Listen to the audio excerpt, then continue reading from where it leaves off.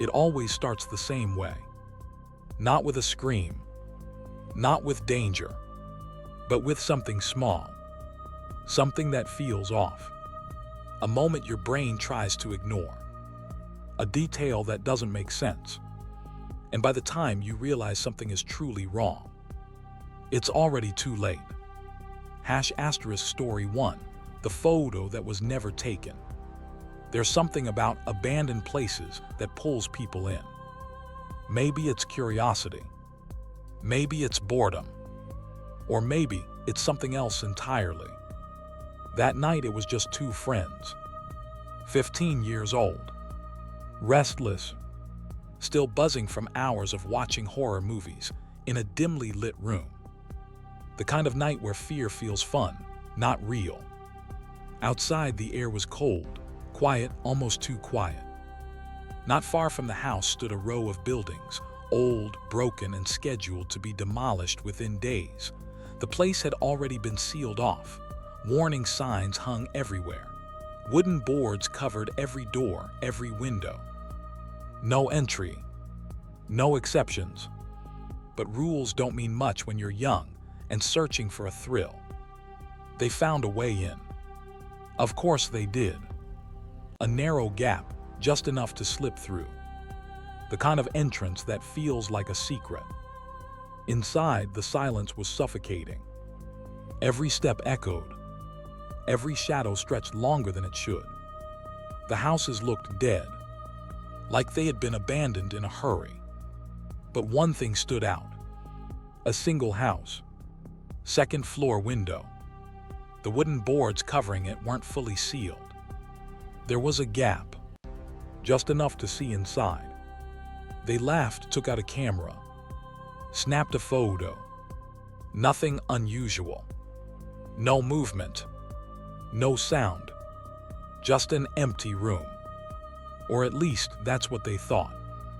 Later that night, back in the safety of their home, they scrolled through the pictures, laughing, reliving the adventure, until they saw it. That same window, that same room. But this time, they weren't alone. Standing inside was a woman, pale, unnaturally pale. Her hair, long black, covering part of her face.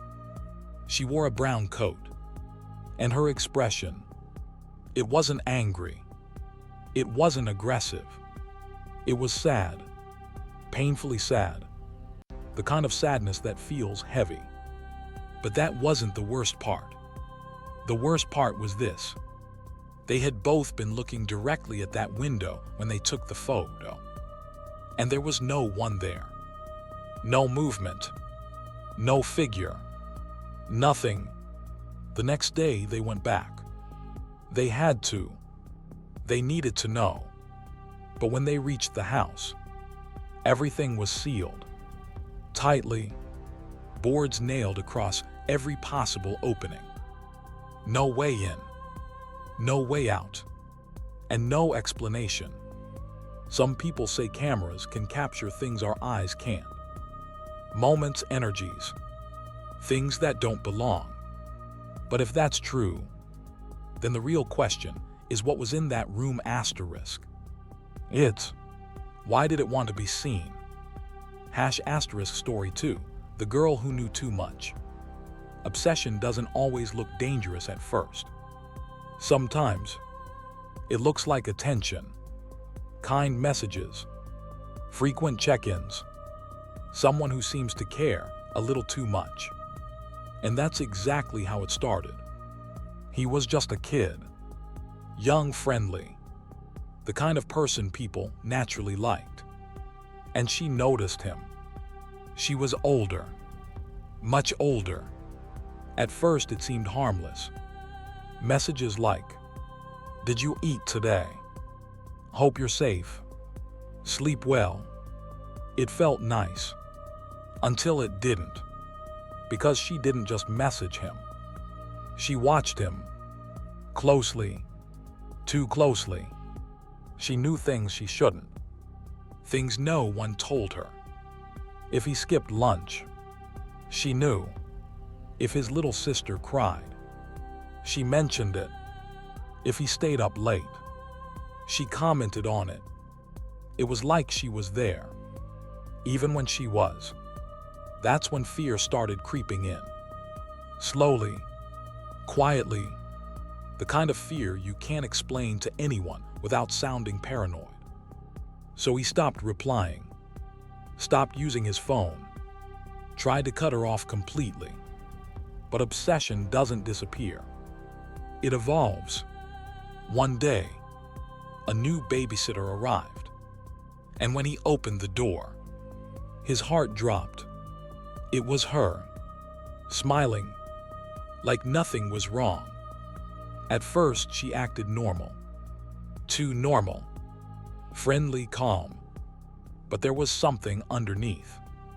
Something unsettling. Days passed. Then came the lie. She told him his mother had to leave the country. Said she was asked to take care of him. And because he was just a kid, he believed her. He went with her to her house, a place that felt wrong the moment he stepped inside. Empty, quiet, no parents, no neighbors, just her and him. The games started soon after, but they weren't normal games. They were roles, disturbing ones. She insisted they pretend to be a family, that she was the wife, and he was the husband. If he refused, she would get quiet, too quiet. Then came the isolation. Hours alone, blindfolded, sitting in silence, waiting, not knowing what would happen next. Days blurred together. Reality started slipping, until one moment changed everything. He was sitting in front of the TV, the only thing that made him feel somewhat normal. And then, a news report, a missing child alert. His name, his face, his life displayed on screen. He was reported missing. Panic hit instantly. But before he could react, the TV turned off. The room went dark. And behind him, she stood there, holding the remote, smiling. What happened next felt like chaos. Fear took over. Adrenaline kicked in. He ran, fought, escaped her grip, and somehow managed to reach a window, screaming, begging, hoping anyone would hear him. And someone did. A couple walking by. A moment of luck that saved his life. Police arrived. Doors broken open. And inside, they found him, tied, terrified, barely holding himself together. She was taken away. But the damage stayed. Years later, he still remembers one thing clearly. Not the games, not the fear, but her voice. Soft, calm, obsessive, and sometimes, late at night, he still feels like someone is watching him. Mini cliffhanger ending. 2 stories, 2 completely different situations, but both share one terrifying truth. Sometimes, the danger isn't obvious. It hides behind normal moments, familiar faces, quiet places, and just when you think you're safe, that's when it reveals itself. But what if I told you? The next story is about someone who walked into danger willingly and came face to face with something that didn't behave like a human at all. There's a certain comfort we all hold on to, a quiet belief that no matter how strange the world gets, people still follow patterns, logic, emotion, reason. Even the worst people still feel human. They get angry, They get scared. They hesitate. But every once in a while, you come across someone who doesn't. Someone who moves wrong, smiles wrong, exists wrong. And in that moment, you realize something terrifying.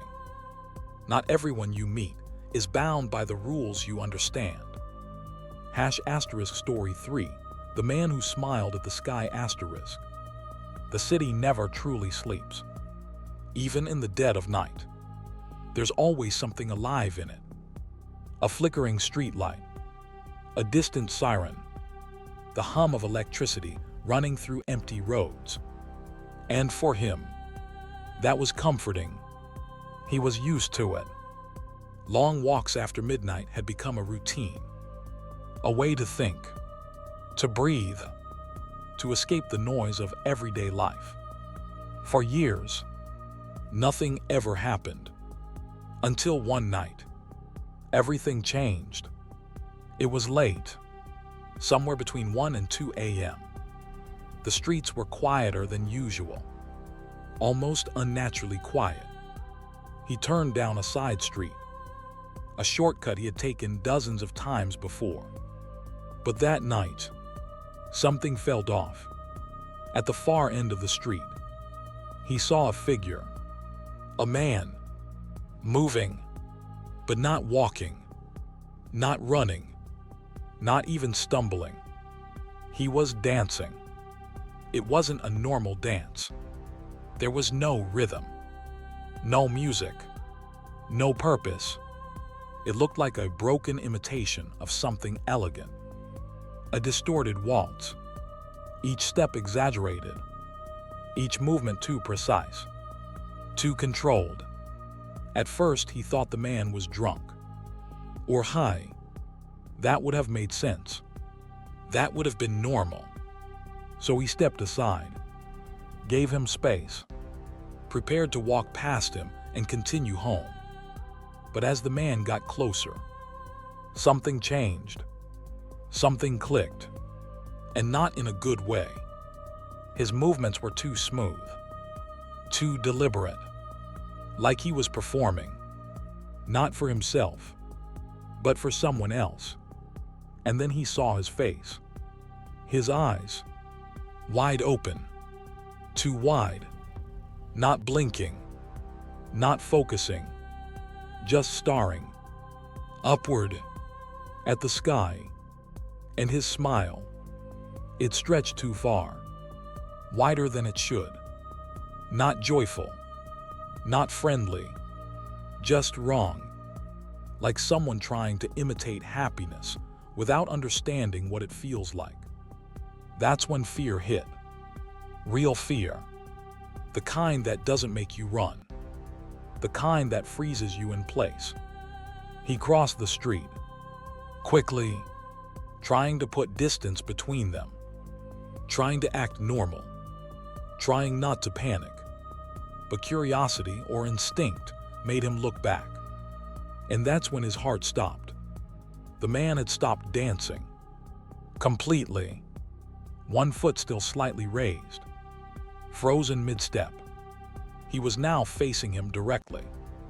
But his eyes still pointed at the sky. And that smile still stretched across his face. Time felt like it slowed down. Neither of them moved. The street was silent. The world paused. Then suddenly, the man turned, slowly, and began walking away, still in that strange, exaggerated motion. Relief washed over him. Brief, fragile, temporary, because seconds later, something felt wrong again. He looked back, and the man was gone, not walking away, not disappearing into the distance, just gone. His chest tightened, his breathing became shallow, and then he saw him again, closer, much closer. The man had crossed the street. In seconds. Too fast. Far too fast. And now, He wasn't dancing anymore. He was crouched, low, almost animal-like, facing him. And then he started moving again. But this time, it wasn't graceful. It wasn't controlled. It was fast, too fast, tiptoeing, exaggerated, like a child pretending to sneak, but moving at a speed that made no sense. And that smile never left his face. He wanted to run. He should have run, but fear had taken over completely. His body refused to move, until finally, his voice broke free. A weak, trembling sound, barely a whisper. "What do you want?" The words didn't sound strong. They didn't sound brave. They sounded terrified. And somehow, that made it worse, because the man didn't respond. Not with words, not with movement. He just stood there, smiling, looking at the sky. And then, without warning, he turned around again and walked away, slowly, calmly, like nothing had happened. But something was wrong, very wrong, because moments later, he realized the man wasn't walking away anymore. He was coming back, but this time, he wasn't dancing. He was running, full speed, directly at him. That's when his body finally reacted. He ran, faster than he ever had before. Didn't look back, didn't stop, didn't think, until he reached a main road. Lights, cars, people, safety. He turned around. Nothing. The man was gone, but the image stayed, burned into his mind.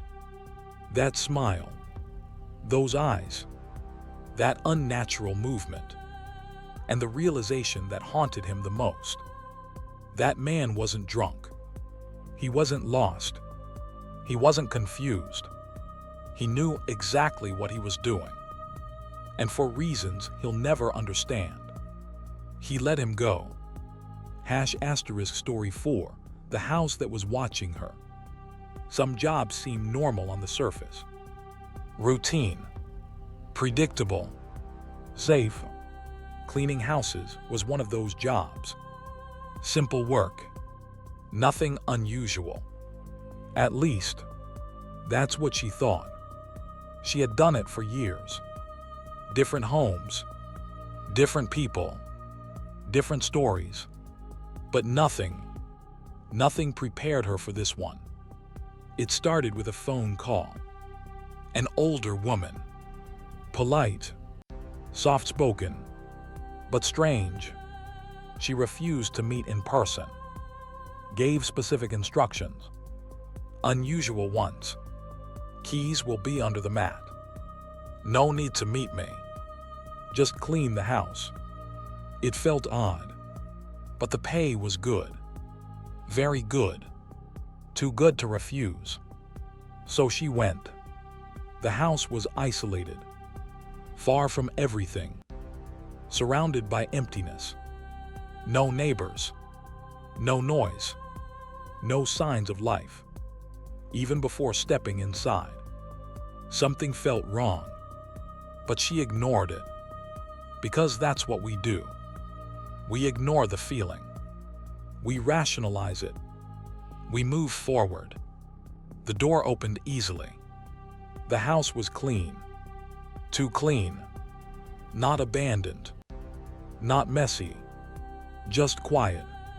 She started working. Room by room. Everything normal. Everything routine. Until she heard it. A door slamming shut. Loud. Sudden. Violent. She froze, because she knew one thing for certain. She was supposed to be alone. No cars outside. No footsteps, no voices, just silence. Minutes passed, or maybe seconds. It felt like forever. Her mind raced, trying to explain it, trying to make sense of it. Maybe it was the wind. Maybe something fell. But deep down, she knew something was in that house. She wanted to leave. She should have left, but she didn't, because there were only 2 rooms left. Just 2. So she kept going, down the hallway, slowly, carefully, heart pounding. She opened the first bedroom door, and what she saw made her blood run cold. The bed was covered in photographs, dozens of them, scattered, messy, obsessive. She stepped closer, and then she realized every single photo was of her. Different angles, different places, some taken outside her own home, some from behind fences, some through windows. Moments she never noticed, times she never felt watched, but she had been for a long time. This wasn't random. This wasn't coincidence. This was planned. Someone had been tracking her, studying her, following her, and now she was inside their house. Panic hit instantly. She grabbed the nearest phone, called the police, hands shaking, voice barely steady. And then she ran.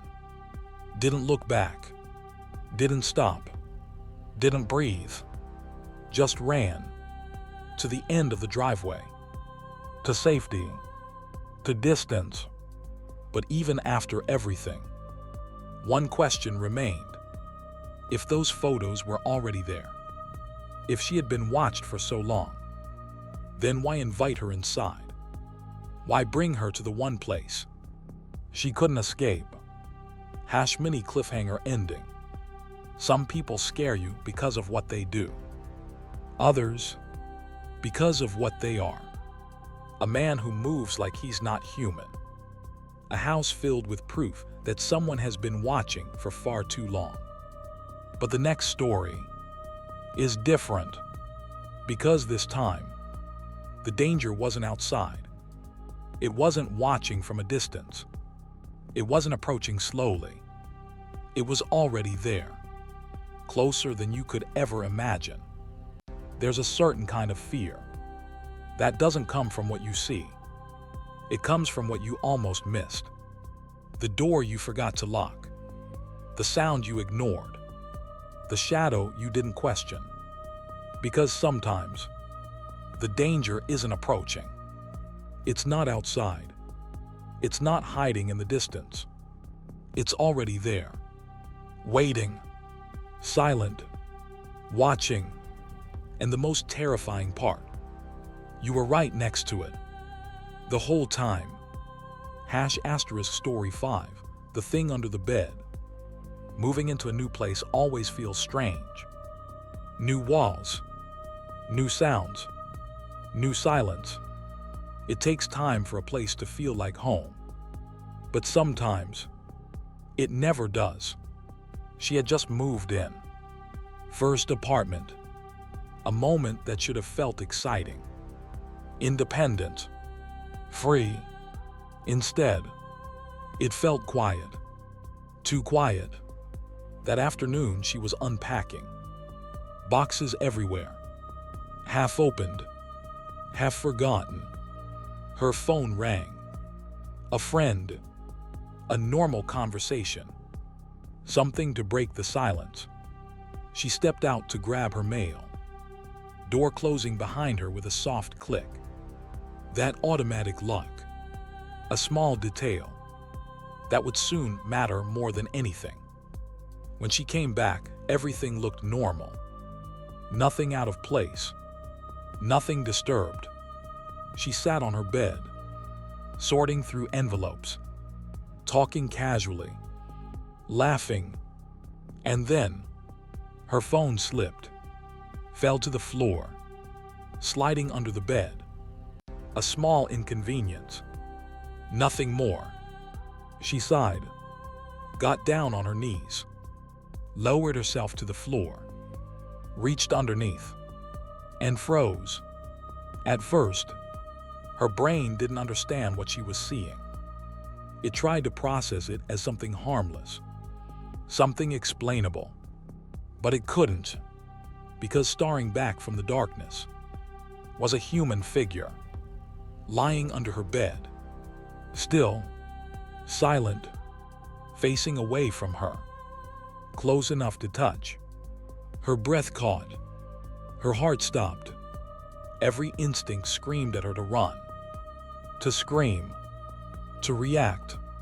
But she didn't, because somehow she understood something crucial in that moment. If she reacted, he would know she saw him. So she did the only thing she could. She acted normal. She grabbed her phone, stood up slowly, and said, "I'm just gonna take a shower. I'll call you back." Her voice didn't shake. Not much. But inside, everything was collapsing. She walked calmly to the bathroom, closed the door, locked it, and then everything exploded. Her hands trembled. Her breath became erratic. Her thoughts raced faster than she could control. There was someone in her apartment, under her bed, waiting. She turned on the shower. A cover, a distraction, then climbed out the bathroom window.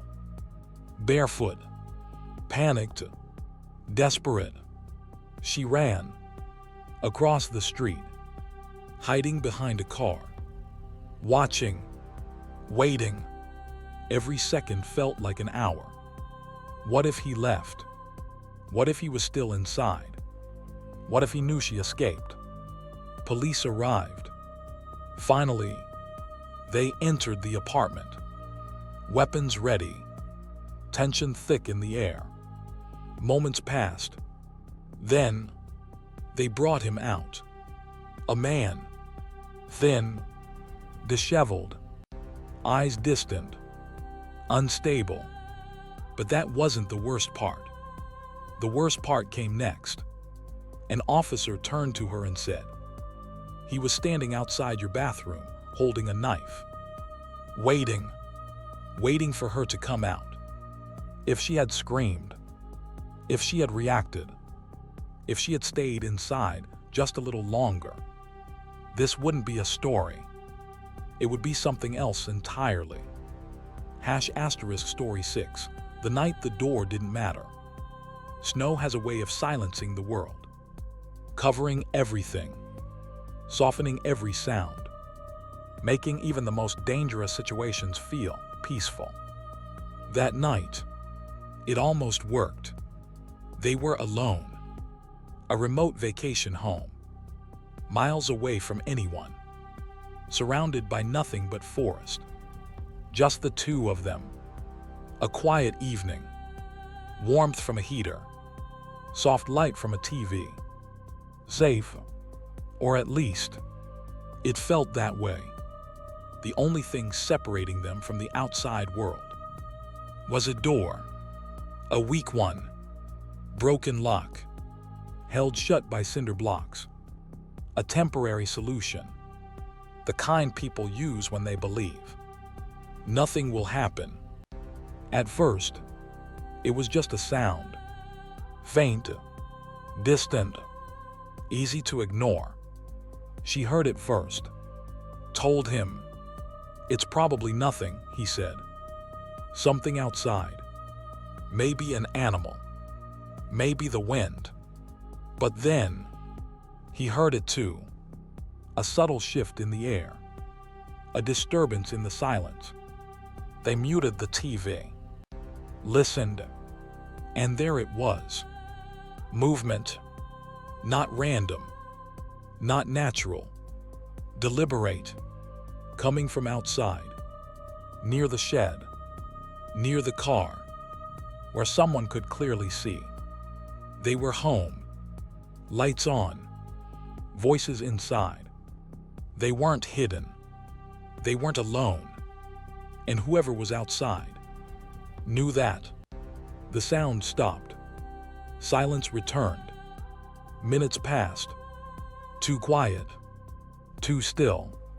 He stood up, walked to the window, opened the blinds slowly, turned on the porch light, and saw them.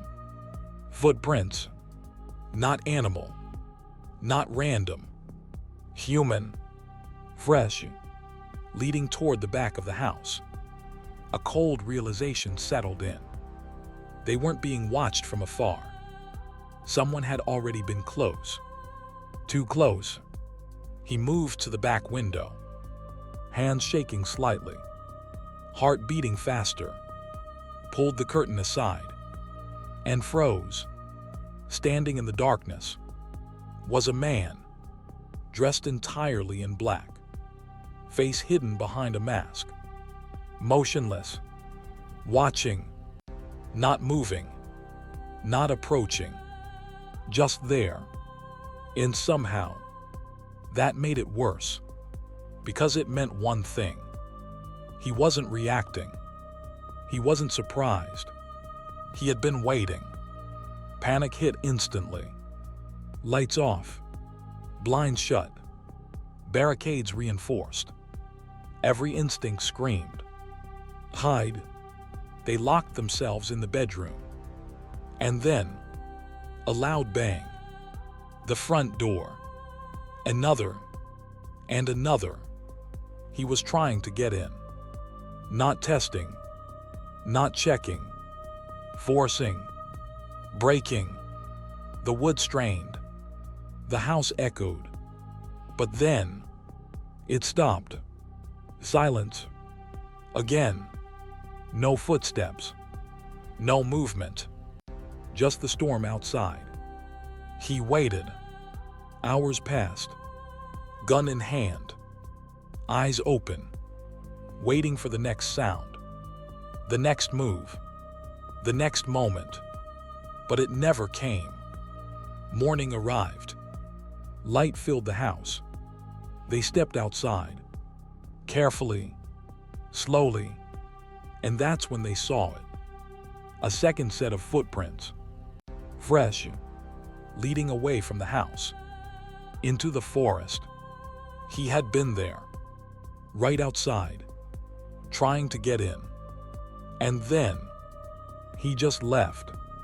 No explanation. No reason. No trace. But one question remained. Why didn't he try harder? Mini cliffhanger ending. A man under the bed, waiting with a knife. A masked figure outside a house, choosing not to enter. Sometimes, survival comes down to seconds. Decisions you don't even realize you're making. But what happens when you walk directly into danger? When you open a door that should have stayed closed? The next story is about someone who almost did. And the only thing that saved them was pure coincidence. There are moments in life, so small, so ordinary, that you don't even think about them. Opening a door, walking into a room, calling out someone's name. Simple actions, harmless, routine. But sometimes, those small actions are the only thing standing between you and something irreversible. Because danger doesn't always announce itself. It waits, patiently, silently, and if you take just one step too far, you don't get a second chance. *story 7, the voice that saved him. Routine creates comfort. It makes the world predictable, safe. Every day he walked the same path, down the block, to his grandmother's house. She was old, careful, paranoid even. Doors always locked, windows always checked. Nothing left to chance. So when he arrived that day, and the front door was unlocked, something should have felt wrong. But it didn't, because routine does something dangerous. It convinces you everything is normal, even when it is. He stepped inside, called out, "Grandma." No response, but he heard something. Upstairs, drawers opening, closing, movement, relief. She's home, he thought. He walked up the stairs, slowly, casually, each step bringing him closer to something he didn't understand yet. The bedroom door was slightly open, just enough to see shadows moving inside. He got closer, closer, and then, slam, the door shut violently. He froze. That wasn't normal. That wasn't her. A cold feeling crept up his spine. Something was wrong. He knocked, carefully, "Grandma." And then, his phone rang. He looked down, confused. The caller ID made his heart drop. "Grandma." His fingers trembled as he answered. Her voice came through. Calm, normal. "Don't come over today. I'm heading to my senior club." The world stopped. His eyes slowly lifted toward the bedroom door. Behind it, something moved. Something that wasn't supposed to be there.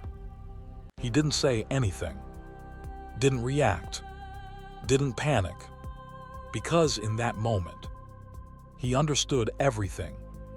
Someone was inside that room, waiting. He ended the call quietly, forced his voice steady. "Okay, I'll just wait downstairs." He turned, walked away, not too fast, not too slow. Every step controlled, every movement careful, because he knew if the person inside that room heard fear in his voice or urgency in his steps, it might be the last thing he ever did. He reached the kitchen, hands shaking, grabbed a knife, dialed the police, and waited. Minutes felt like hours. The house was silent, too silent.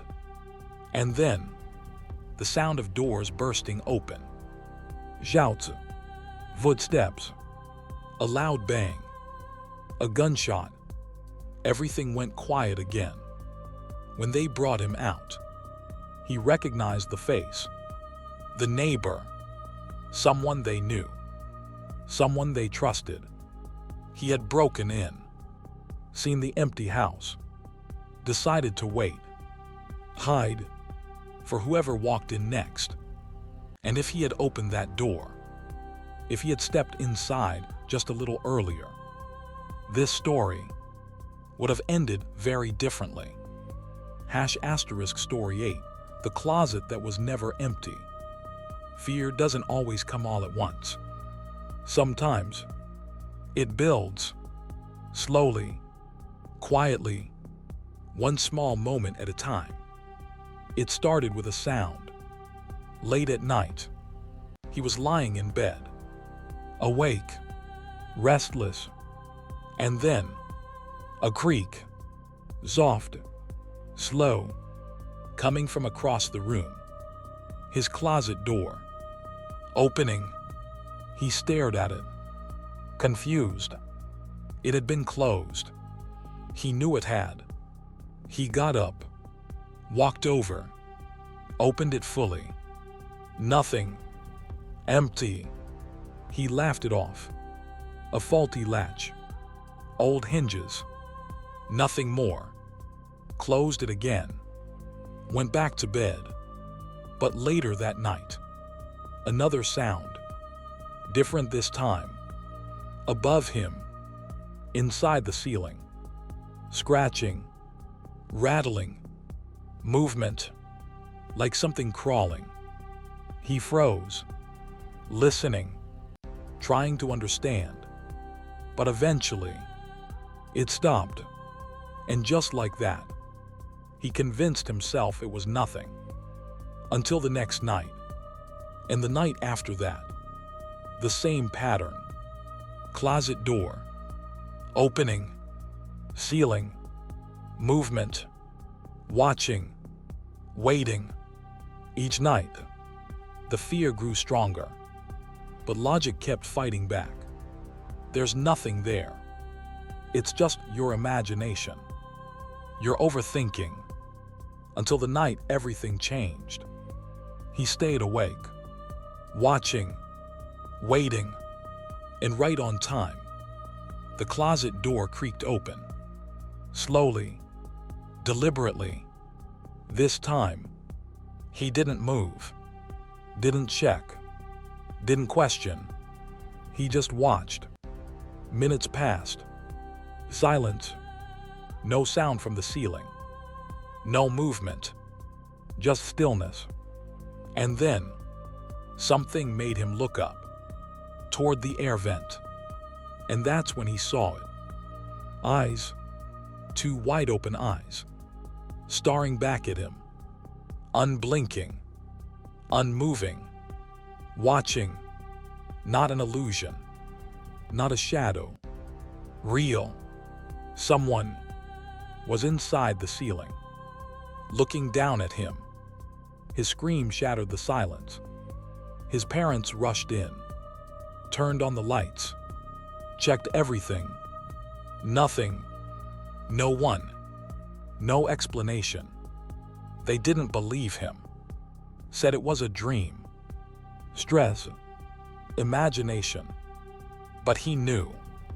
Because the closet door had opened every single night. And those eyes, they weren't human. Mini cliffhanger ending. A phone call that saved a life. A door that should never have been opened.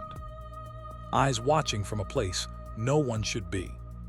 Sometimes, the scariest thing isn't what happens. It's what almost happened.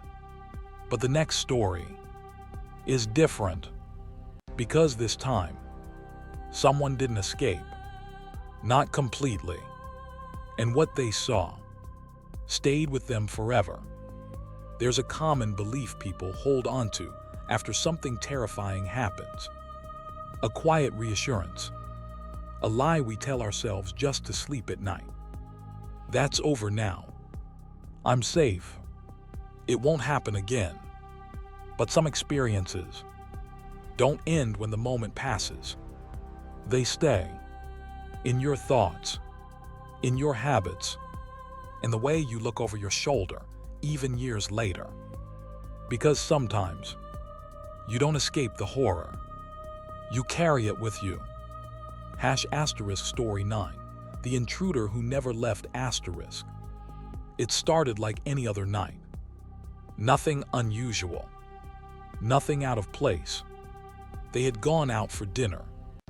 A normal evening. Laughter, conversation, routine.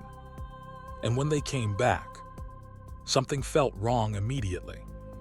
The front door was open. Not unlocked. Not slightly ajar. Open. Just enough to make your stomach drop. He told his wife to stay outside. That instinct. That quiet understanding. Something isn't right. He stepped inside. Carefully. Quietly. Every sound felt louder. Every shadow felt deeper. He moved through the house. Room by room. Upstairs first. Nothing. Then the main floor. Still nothing.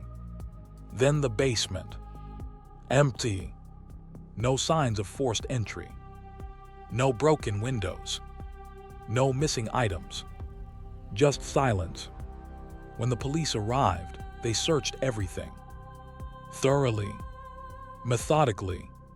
But they found nothing. No one. And slowly, doubt started creeping in. Maybe the door wasn't closed properly. Maybe it was just the wind. Maybe nothing happened at all. Even he started questioning himself. But his wife didn't. She was certain. The door had been closed. That certainty, it lingered. But eventually, exhaustion took over. They went to bed. And for a moment, everything felt normal again. Until a scream. Sharp, sudden, terrified. He woke instantly, heart racing. His wife was staring at something, frozen, unable to speak. He followed her gaze, the closet, and in that moment, everything clicked. He hadn't checked it. One small detail, one misstep, and that's all it takes. He moved slowly, carefully, and then he saw it. A face peeking out from inside the closet. Eyes locked onto his. Watching, waiting, alive. Adrenaline surged. He grabbed his weapon, loaded it, made it clear. He was ready. And then he shouted, "Come out!" Silence. Then suddenly, the door burst open. The man inside didn't hesitate, didn't speak, didn't surrender. He ran, straight past them, out the front door. Gone, just like that. No struggle, no confrontation, just escape. And the worst part, he was never caught. To this day, they don't know how long he was there. Minutes, hours, watching them, waiting, breathing the same air. And even now, years later, that closet is never left unchecked. Because once you know, something was hiding that close to you, you never feel alone again. # story 10, the thing in the water. Some fears don't make sense. They don't follow logic. They don't follow rules. They just exist. And once you see them, you can't unsee them. It was supposed to be a peaceful day. A small lake, near their home. A place filled with memories, laughter, family, safety. He had taken his kids there many times. Watch them play, watch them grow. It was normal. It was safe. Until that day. They were in the water, playing, laughing, going a little deeper than usual. He called out to them, told them to come back, but they didn't hear him. So he stepped closer, into the water, and that's when he saw it. At first, it looked like nothing. A shape, dark, floating. But then, it moved. Not like water, not like an animal. Deliberate, controlled, moving toward his children. His heart dropped. He ran, grabbed them, pulled them out. Vast, urgent, panicked, and when he turned back, it was gone. Just gone. No ripples, no movement, no explanation. His kids didn't understand. Neither did he. But something deep inside told him. That wasn't normal. That wasn't something you ignore. That wasn't something you forget. Later that night, he went back, alone, flashlight in hand, drawn by something he couldn't explain. Maybe curiosity, maybe fear, or maybe something else. The lake was quiet, dark, still. He scanned the water, searching, waiting, and then a sound, a splash, loud, heavy, not something small, something big. He turned the light toward it, and that's when he saw it. A figure, standing in the water, humanoid, still, long black hair covering its face. Not moving, not reacting, just there, watching, or maybe not watching, because it didn't feel like it was looking at him. It felt like it didn't need to. His body reacted before his mind could. He dropped the flashlight, turned, ran, didn't stop, didn't look back, just ran. And even now, he refuses to talk about it. Because some things, once spoken out loud, start to feel real again. Final closing. 10 stories. 10 moments where reality slipped. Some ended in escape. Some in survival. Some in questions that will never be answered. But they all share one thing. They happened. Not in movies. Not in nightmares. In real life. And maybe the scariest part isn't what you just heard. It's the thought that right now, somewhere, someone else is experiencing something just like this. A sound they can't explain. A shadow they can't understand. A presence they can't see. Yet, so tonight, when you turn off the lights, when the world goes quiet, ask yourself one question. Are you really alone?